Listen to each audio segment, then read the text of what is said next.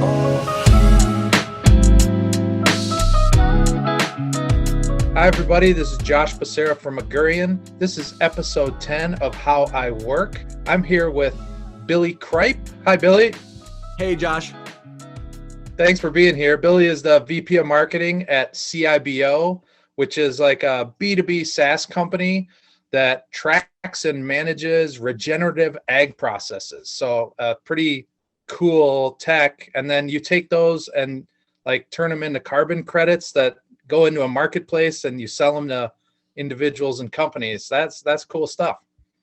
Yeah, it's a really fun time to be in the regenerative agriculture space and the carbon marketplace. It's really getting popular out there in the, in the common vernacular, with the change of administration in the US and just kind of we're at the leading edge of this second wave of carbon and climate awareness. It really feels like a good time to be there. And agriculture is being, rapidly evolved and digitally transformed. And so it's a really neat time to be, part of this space. And CiBO Technologies is, we've got some really, really neat technology, some really deep science that's helping to scale the practices. So it's neat. That's awesome. So you haven't always been in ag, of course. No, You're new to ag, and you have a really kind of interesting story, actually. You told me you started as a developer, and now you're like, VP of marketing and have been a CMO in other companies. So how did that happen? Well, it's it was an evolution like anything. Back in the early 90s, I caught the programming bug because I love instant gratification, and so being able to type something and see it come to life on a screen, it was like, holy cow, this is incredible. And then of course the birth of the World Wide Web was happening right at that same time, and so that was really gratifying to be part of that and to see, I can make a web page. Now I can do, back-end programming. So I got into programming just because I like, doing something and then seeing it come to life right away. I'm kind of impatient that way. Yeah. And, through my education and then through early jobs, it was just, doing programming work and getting deeper and deeper into that programming space. But I've always been a performer. Whether it's, theater and community theater or, music performance, there's some guitars in the background and some other stuff over here. I've always been on stage. My father, I'm the son of a preacher. And so, that might be in the blood. I kind of tell my dad, I'm kind of a preacher too, just about, business and technology instead of, saving souls. There you go. So you got on stages and they're like, I got on stages talking about technology as a developer, right? And that having that development background and knowing and understanding how to write code for big businesses was, that gave me an understanding of the technical aspects of what we were doing. And so I would speak at conferences, I would speak at trade shows, and kind of had the flair for the dramatic. At one point I was doing, deep workflow programming for, whether it's, merchandising approval and review processes or Sarbanes-Oxley audit and compliance stuff. I mean, fun. Not fun, but, important. But getting on stage and talking about this, so I would do sessions like workflow for men in kilts, and I'd show up, all kilted, up, and just, or a deep dive into workflow, and I'd come in scuba gear, right? And so there's kind of this flair for the dramatic. Well, eventually, I was tapped on the shoulder, and people were like, "Hey, kind of marketing's the place for you." And if I'm really honest, my code wasn't that great, so I was like, "Oh, really? This marketing thing?" I'm like, yeah, but I still want to kind of keep my technical chops. So it was an incremental process. I moved into a sales enablement role, which was really kind of technical product marketing or solution design and development, and then into product marketing, outbound product management, which would be called product marketing kind of anywhere else. And, and through a number of different companies, including, small, medium-sized companies that got acquired by Oracle. So big, giant, mega multinational corporations, and was able and very fortunate to travel around the world, working and implementing these sorts of solutions, and then doing some training and some internal sales enablement. So helping our boots on the ground sales development reps, and application design consultants and implementation consultants and whatnot, helping them understand how to design solutions and then implement them. And then eventually I moved from kind of that role into a full-time marketing role, but for a technology integrator. And, so I went from big giant corporation into a small growth-oriented services integrator. And then, that was really the hard transition from somebody who was slinging code at least on a weekly basis and talking about it, to somebody who now just talks about it and lets the smart people actually develop the stuff. No, I mean, I think it's a really cool story. And the fact that you've kind of had eyes on like these large corporate companies, but then you've also, like, I know you have experience with like startups and things. So, like, what has that, like, when you look at those two, like working for corporate, working for startup, like, what do you like? Like, where's your focus today? Things like that. Sure. Working for the really large corporations taught me that I love small startup, nimble organizations. I'm very grateful for the experience that I had, in those, working with the big giant corporations. It taught me the value of process and methodology and organizational efficiency, because those organizations can't exist without organizational efficiency. They're pretty I learned that way, but I also learned that I am passionate about growth and about the opportunity that comes from being able to, see an opportunity and then seize it right away without having to go through layers and layers of bureaucracy, and request processes and everything else. That's where my heart lies. And so that really pulled me, I had that passion has a gravity to it, and that pulled me into the small organizations, the PE backed organizations, the ones that are looking to pivot, and startup, and the startup world. And I've been there ever since. So really ever since about 2011, 2012.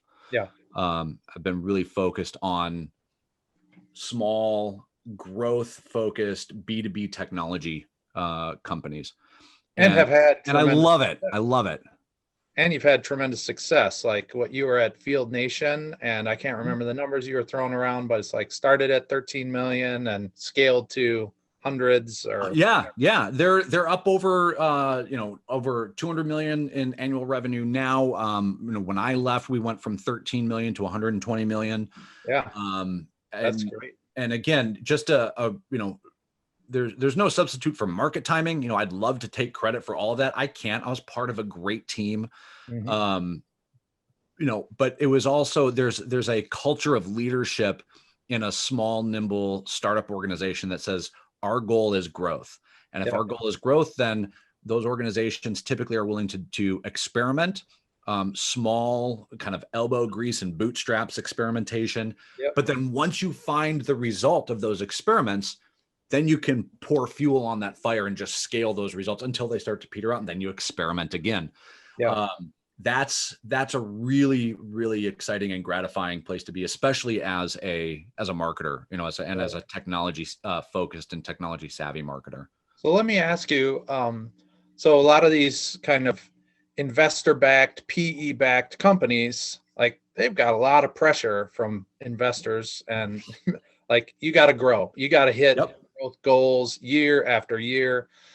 So in your role in marketing, like, how can you help manage those relationships, or like assist with alleviating that pressure? And like what, because I think a lot of people who are listening are in this situation, right? They are feeling that pressure and they're trying to figure it out. And so like what, tell us a little bit about your experience about what boards and executive teams care about and how from a marketing perspective you can actually, you know, really assist.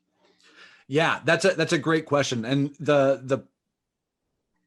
I've learned a lot, and I've learned a lot through, you know, stepping in big stinky piles of poo and messing up, and then cleaning up and having support from my executive peers as well as from boards and investors to say, okay, we get that. Typically people, you know, everybody's a human being, right? And they want to grow. They've invested in you. You belong there.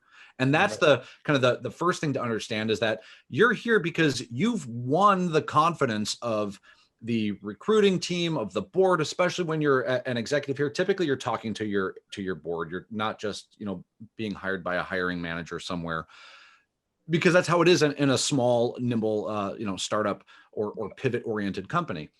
And so you belong there. You've got the confidence, and that you're there because of your ideas and your vision. And that's absolutely imperative. The second thing is to realize the pressure is real, right? You can't pretend that it's not. And so you've got to kind of come in eyes wide open and have a plan. It doesn't need to be your typical, you know, like 30, 60, 90-day plan, whatever, but you have to have a vision of where you're going, right? Being kind of wishy-washy and I don't know what I want to do, and then trying to couch that in the language of experimentation, that doesn't work. Right. Any good marketer in this sort of an environment has to have that vision of where we want to go, at least what the objectives are. And if those aren't being handed to you by the board and your CEO, then it's your responsibility to say, here's what I believe we ought to be focusing on. Yep. And that gives you that clarity of purpose and that clarity of vision. So once you have that, then it's all about momentum. And momentum is really, really important. There's a number of ways that you can demonstrate momentum, but boards, executive teams, your sales peers, they want to see and continue to have that confidence that they're granting you, that they want to see that you're working towards that ultimate objective. And so momentum typically comes in things that are quantifiable and measurable. And so you have to have quantifiable and measurable objectives. Right. I'm a very big believer in, you know, data-driven marketing. And it's also really important to remember that not all marketing metrics matter to your executive teams and to your boards, right? As marketers, we've been, you know, especially over the last 2 decades or so, we've been kind of flooded with technology and the ability to quantify just about everything, right? Impressions and clicks and, you know, referrals and domain authority and all of the cool things. And we love it. Like our eyes get like super bright and shiny at like, look at all the stuff we can track. The trick is understanding which of those actually matter to your sales and executive and board peers. And not all of them matter. Yeah. And so are there a few that like you like are your go-to metrics? Yep, absolutely. We wrote a blog about like key metrics. I would love to hear what your go-to metrics are. Yeah. So I believe that there are really 5 key metrics for marketing executives. And these are the metrics that matter to your executive team, to your sales team, and to your board of directors ultimately. Yeah. Everything else matters to marketers. They can help you gauge internal performance and success and failure of campaigns and whatnot. Use them, but don't bother with those, in my experience, you know, trying to explain and train everybody else on your, you know, on your board meetings, what they mean. So those 5 key metrics are your customer acquisition cost has got to be less than the lifetime value of your customer. Yep. Kind of the blinding flash of the obvious, but if you don't know what the lifetime value of a customer is, you can't do that math. And if you don't know what your customer acquisition cost is, which includes the timeline to actually acquire them, you can't do that math. And I've experienced myself the the wastefulness and kind of getting slapped on the wrist for spending a whole lot of money because I was just throwing it after acquiring customers, but I didn't know, how to make that efficient. So first metric is customer acquisition cost has got to be less than your lifetime value of a customer. Second is you need to know your demand to dollars conversion rate. Okay. And those are related, but demand to dollars is not demand to customer count. It's not leads to conversions. Those are all internal marketing metrics. You need to know your demand to dollars conversion rate. You also need to know your runway to revenue. And that's an elapsed timeline. It's kind of, how long does it take, for you to get pregnant? I was at one company where our runway to revenue was longer than the gestation time of an elephant, which is, it's like crazy. It was like 19 months or something. And I'm like, this is way too long. Our job is to like shorten that runway to revenue and, increase thrust and angle of ascent during takeoff, right? To really scale those customers. Yeah. I love that. And so that helps you with your campaign planning, with your, with setting expectations about, your pipeline and understanding when somebody comes in kind of top of funnel or mid funnel, wherever in the funnel in that pipeline is, how long do we have to wait before our first dollar and before they achieve kind of that lifetime value? Yep. The fourth metric is your daily active users or your monthly active users trend. You really want to know what your engagement level is. That's really important, much more for your SaaS companies, your SaaS organizations. And if there's any one of these five that I could, do away with or cut out, it would probably be that one based on what sort of a technology ecosystem I'm in. I've spent a lot of time in SaaS. And so understanding kind of that user engagement rate, which is your daily actives or your monthly actives, is really important. And those can be early warning signs of, when engagement is petering off and what do you need to do to reactivate that? So it might be something you have on like that scorecard for you and your marketing team, but not necessarily pushing it up to executives. Exactly. And it's really important to communicate that and to get that and to share that understanding with your product team as well, because everything that they're doing should be, and your product managers especially, should be driving towards delivering value to those users. If their engagement is petering out, well, then there's something else that's missing, right? What is it that they used to have that they're not getting anymore? Maybe something in the market has shifted. Maybe something in the technology is broken. Maybe there's a new way of doing things that has been accepted and we need to integrate that. And then your fifth one is your company growth. The growth rate of your company really needs to be greater than the overall growth rate of your TAM, of your target addressable market. Okay. And that's because, and so that means you have to know what your TAM actually is. I typically start, with when I'm coming into a new company with a detailed TAM analysis. Because if you don't know what your target addressable market is, who's in it, what the size of that is, and is it growing or shrinking, or is it stagnant, you don't have any idea of where your organization is positioned inside of that TAM. And now the reason I say your company growth has got to be greater than overall TAM growth is because oftentimes your TAM is going to be growing. And if your company's growth rate is shrinking relative to the growth of the TAM, you're actually losing market share. Right. And so, you could be like, hey, yeah, we're growing. That's great. Look at this great, vanity metric, CEO or board. And they're like, yeah, but how come we're getting our lunch eaten by all these little startup players over here, some big giant behemoth over in that area? And it's like, oh, well, it's because the TAM's growing, but we're not growing as fast. So we're missing out on some opportunity. Right. So to recap, my key five marketing metrics are: your cost to acquire a customer has got to be less than the lifetime value of the customer. You need to know your demand to dollars conversion rate. You need to know your runway to revenue, which is an elapsed time from first touch to first dollar, your daily active and monthly active users rate, and then your company growth rate versus your overall TAM growth rate. Those are the five that I look at consistently and have been looking at really since 2012 in every single job or fractional client that I've had. And they're absolutely helpful. Yeah. No, I think that's awesome. In the key metrics blog we published, there's a couple of those that are in there, but I would say there's some new ones that people should be figuring out how to calculate and get on their scorecard. So Sure. thanks for giving us those. So kind of last question, when we were prepping for this, you talked about being in sales enablement, and but when we were prepping for this video, you said something that I thought was really kind of cool and a little bit cheeky. But I want you to explain what you mean. So what you said was, we get paid in dollars, not leads.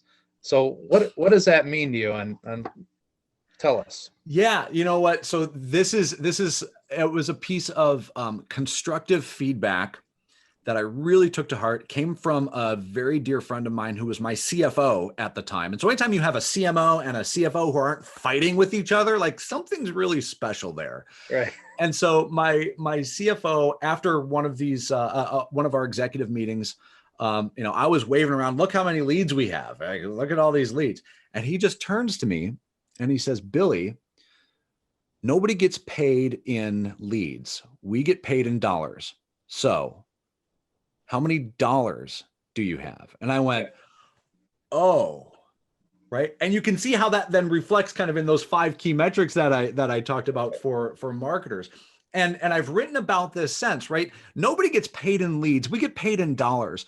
And so, marketers and marketing executives, being enamored with the ability to quantify and to measure things like leads and like our, conversion stage of the funnel pipeline and whatnot.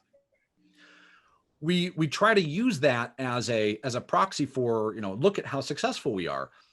And when you hold up, when a marketer comes and is like, look, we've got, 1,000 leads or 10,000 leads, and the sales and the CEO are saying, yeah, but our revenue isn't where we need it to be, and our win rates aren't where they need to be, then marketers we lose credibility and we lose trust. Yeah. And we lose that peer relationship when we're like, yeah, but look at all the leads. And then we start, kind of pointing fingers at sales and being like, well, they suck. And then sales points the finger back and be like, well, no, those leads suck. Yeah. And we never get anywhere. And marketers I think are left holding the bag because we're out there trying to say, look how great this is. And that's because we're focused on leads and not on dollars. And so when I heard from my CFO, Billy, you get paid in dollars, not in leads, that really resonated with me there. And so ever since that point, I've made it my mission in the companies that I work with to really be joined hip to hip and cheek to cheek with my heads of sales or chief revenue officer, whatever that my sales peers are, because at the end of the day, I get paid in dollars. Yeah. And if I've got an equity stake, that equity stake is only going up if the company is growing, which is measured in dollars. Right. So it all comes down to dollars, and it doesn't matter what hill of beans if I've got a ton of leads and how they're scored and where they came from and whatever, if they're not converting to dollars or if they're not converting to dollars fast enough. Yeah. So what that means for marketers is that we've got to eat some humble pie and then ask and continually get the feedback from our sales peers of what's helping you accelerate your deals, what's helping you get those new deals. This isn't something that we can just like throw over the wall to a biz dev team or an SDR team or a sales team or a territory team or whatever and be like, go follow up on that and kind of go do something, please. We need to be talking with them multiple times every week, in my opinion, so that we can be helping to augment and amplify their efforts rather than fighting with them to, please take and chase down these crappy leads that I've, bought for you from my, my latest, Instagram robot or, something stupid. Or, oh, we got somebody who filled out a form on the website and there's a Gmail address there. It's like, well, let's do a little bit of legwork and actually, go help people close that deal or qualify it out. So they're not wasting time on junk. Yeah. Because it's all about the dollars. And so, marketers need to take that back to heart. Yep. And it doesn't matter if you're coming from a creative background or a marketing operations and technology background.